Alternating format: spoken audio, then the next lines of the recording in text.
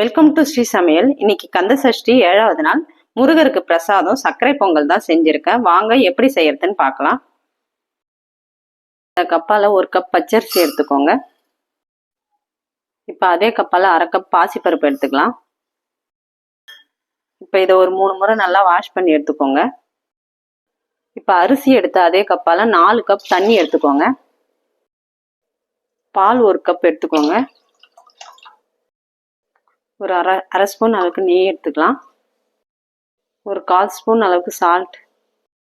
இப்போ மூடி ஒரு 4 விசில் வந்ததுக்கு அப்புறம் பார்ப்போம்.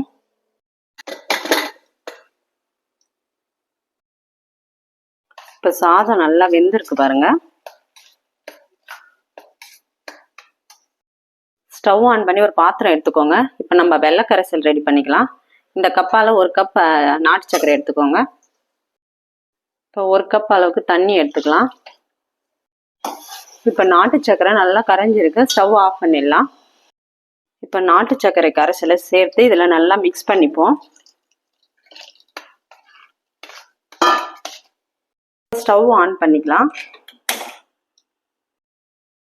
ஒரு அரை ஸ்பூன் அளவுக்கு ஏலக்காய் பொடி சேர்த்துக்கோங்க.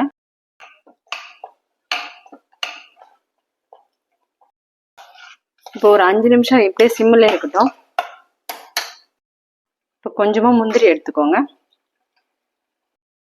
இப்போ கொஞ்சம் உலர் திராட்சை சேர்த்து நல்லா வறுத்துக்கலாம். இப்போ வறுத்த முந்திரி திராட்சை சேர்த்துக்கலாம்.